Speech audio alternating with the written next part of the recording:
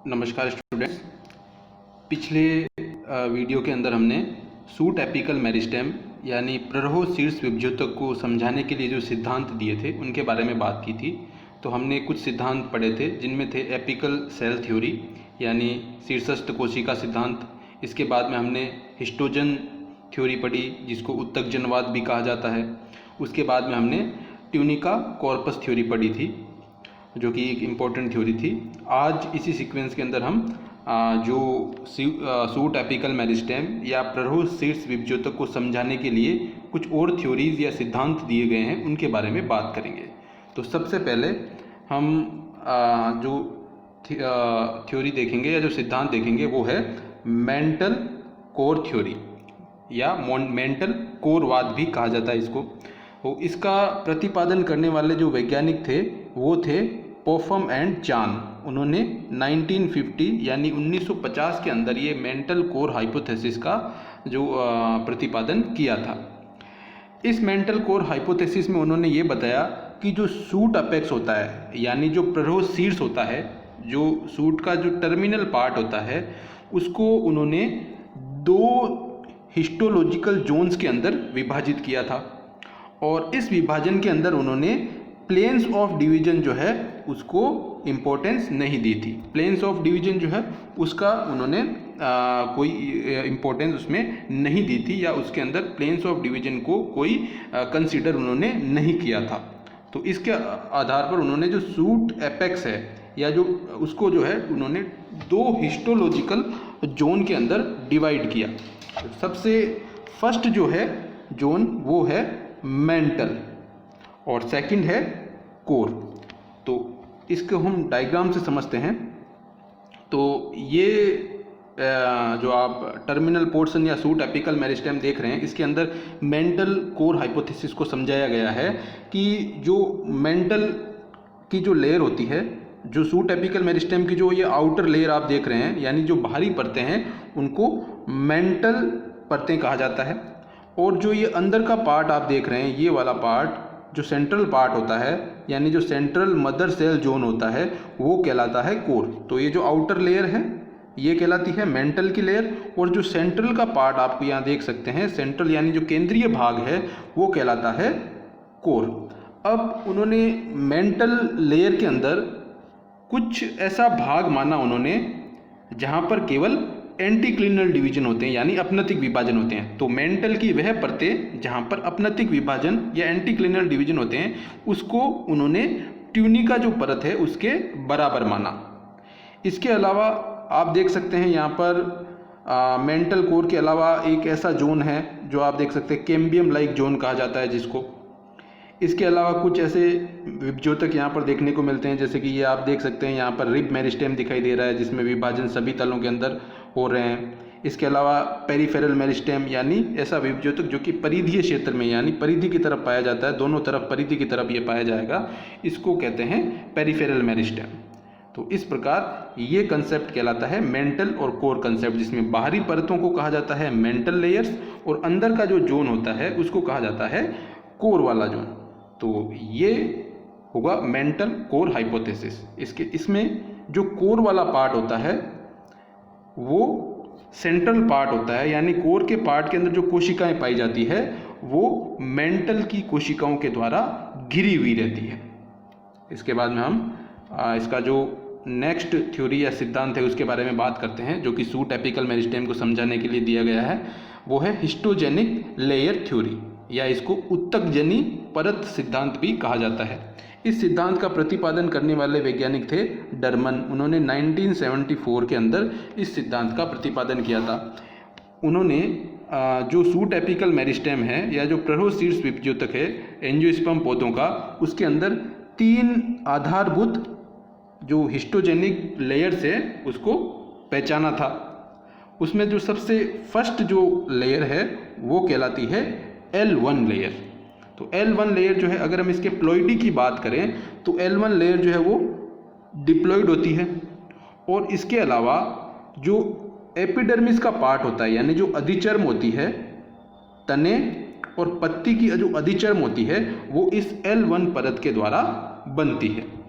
इसके बाद में जो सेकंड हिस्टोजेनिक लेयर की हम बात करें तो वो है L2। ये L2 लेयर जो है वो भी L1 लेयर की तरह डिप्लॉयड होती है, और ये जो L2 लेयर होती है वो 1 से 3 परत की हाइपोडर्मिस बनाती है। यानी जो तना होता है स्टेम, उसकी 1 से 3 परतीय हाइपोडर्मिस जो है वो उसका निर्माण L2 परत के द्वारा किया जाता है। और कुछ ऐसे भी कंडीशंस होती है जहाँ पर ये कुछ कॉर्टिकल टिश्यू जो होते हैं, यानी कुछ वल्कुट ऊतक होते हैं, उनका निर्माण भी L2 परत के द्वारा होता हुआ देखा गया है। इसके बाद में जो नेक्स्ट इसकी हिस्टोजेनिक लेयर है वो है L3 लेयर। तो L3 लेयर जो है वो L1 और L2 की तरह डिप्लॉयड नहीं है। ये L3 लेयर जो है वो टेट्राप्लॉयड होती है नेचर के अंदर, और इसके द्वारा सामान्यतया जो प्लांट के अंदर वेस्कुलर टिश्यू यानी संवहन ऊतक और मज्जा यानी पित्त, इसका निर्माण, वेस्कुलर टिश्यू और पित्त का निर्माण सामान्यतः L3 लेयर के द्वारा किया जाता है, जो कि टेट्राप्लॉयड होती है। तो ये थी सूट एपिकल मेरिस्टेम को समझाने के लिए दी गई हिस्टोजेनिक लेयर थ्योरी। इसके बाद में हम नेक्स्ट थ्योरी की बात करें तो वो है एन्यो इनिशियल एंड मेरिस्टेम डी अटेंटी थ्योरी।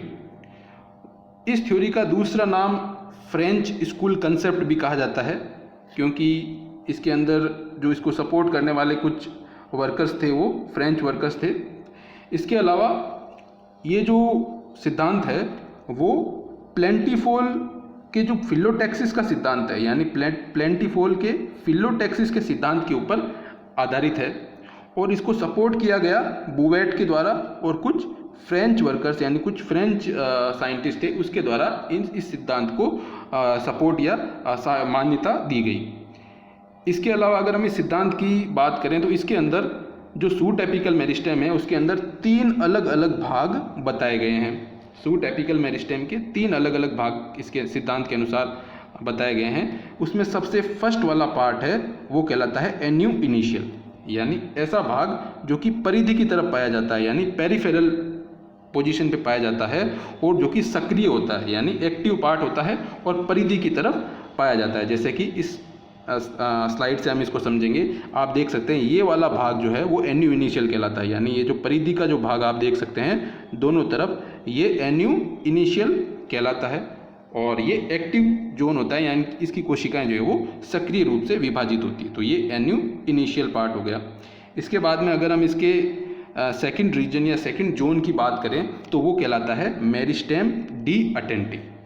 इसको वेटिंग मेरिस्टेम के नाम से भी जानते हैं। ये वेटिंग मेरिस्टेम भी कहलाता है क्योंकि ये प्लांट के अंदर तब तक वेट करता है जब तक कि उसके अंदर इन्फ्लोरेसेंस बनना स्टार्ट नहीं हो जाता है। जब प्लांट के अंदर इन्फ्लोरेसेंस यानी पुष्पक्रम या जो शीर्षस्थ पुष्प है, टर्मिनल फ्लावर है, जब ये बन जाते हैं, इनका बनना शुरू होता है, तब ये मेरिस्टेम डी अटेंटी जो है वो एक्टिव या सक्रिय होता है। इस कारण इसको कहा जाता है वेटिंग मेरिस्टेम। जैसे कि इस स्लाइड के अंदर हम इसको समझ सकते हैं। ये आप देख सकते हैं यहाँ पर मेरिस्टेम डी अटेंटी को इसमें दर्शाया गया है। तो इसके अंदर जो बाहर की जो लेयर्स हैं, बाहर का जो भाग है वो कहलाता है प्रो मेरिस्टेम स्पोरोजीन। बाहर की जो लेयर्स है वो कहलाती है प्रो मेरिस्टेम स्पोरोजीन, और इनर वाला पार्ट जो यहाँ पर आप देख सकते हैं ये इनर पार्ट कहलाता है प्रो मेरिस्टेम रिसेप्टेकुलर। तो मेरिस्टेम डी अटेंटी को जो है वो 2 पार्ट के अंदर डिवाइड किया गया है। आउटर पार्ट प्रो मेरिस्टेम स्पोरोजीन और इनर पार्ट कहलाता है प्रो मेरिस्टेम रिसेप्टेकुलर। तो ये वेटिंग मेरिस्टेम भी कहलाता है मेरिस्टेम डी अटेंटी। तो ये इसका सेकंड जोन या सेकंड रीजन कहलाता है। इसके बाद में हम बात करें तो इसका जो थर्ड रीजन है वो कहलाता है मेरिस्टेम मेडुलरी। तो इसका जो सेंट्रल पित्त वाला भाग होता है, केंद्रीय मज्जा वाला भाग, वो कहलाता है मेरिस्टेम मेडुलरी। जैसे कि इस डायग्राम में हम देख सकते हैं, ये जो आप देख रहे हैं ये सेंट्रल पित्त वाला जो रीजन है ये कहलाता है मेरिस्टेम मेडुलर।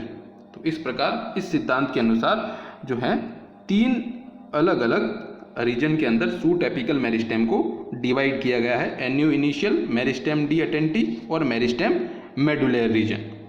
और अगर हम इन रीजन्स की या जो ये क्षेत्र बताए गए हैं इस सिद्धांत के अनुसार, इनकी तुलना अगर हम ट्यूनिका कॉर्पस सिद्धांत से करें तो जो एन्यू इनिशियल यानी जो परिधीय क्षेत्र है, और प्रो मेरिस्टेम स्पोरोजीन। परिधीय क्षेत्र जो एन्यू इनिशियल और प्रो मेरिस्टेम स्पोरोजीन, यानी इसके अंदर हम देख सकते हैं कि ये वाला भाग एन्यू इनिशियल और प्रो मेरिस्टेम स्पोरोजीन जो इसके अंदर दिखाया गया, इनकी तुलना या इनको ट्यूनिका के बराबर माना गया है। इन दो लेयर्स को ट्यूनिका जो लेयर है, ट्यूनिका कॉर्पस थ्योरी के अंदर जो ट्यूनिका लेयर दी गई थी, उनके बराबर इसको माना गया है। इसके बाद में अगर हम इसकी तुलना कॉर्पस से करें तो जो प्रो मेरिस्टेम रिसेप्टेकुलर और मेरिस्टेम मेडुलर, ये जो दो लेयर्स हैं इनको कॉर्पस के बराबर माना गया है। जैसे कि हम इसमें देख सकते हैं, ये जो प्रो मेरिस्टेम रिसेप्टेकुलर और मेरिस्टेम मेडुलर, यानी ये वाला भाग और ये वाला भाग जो आप देख रहे हैं, इसको ट्यूनिका कॉर्पस सिद्धांत में दिए गए कॉर्पस की जो लेयर्स हैं उसके बराबर माना गया।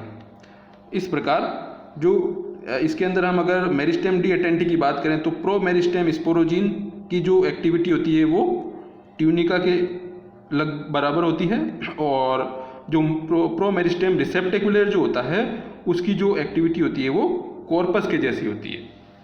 तो इस कारण जो मेरिस्टेम डी एटेंटी है उसको दो पार्ट के अंदर डिवाइड किया गया है, प्रो मेरिस्टेम स्पोरोजीन और प्रो मेरिस्टेम रिसेप्टेकुलर, जैसे कि आप इस स्लाइड के अंदर देख सकते हैं।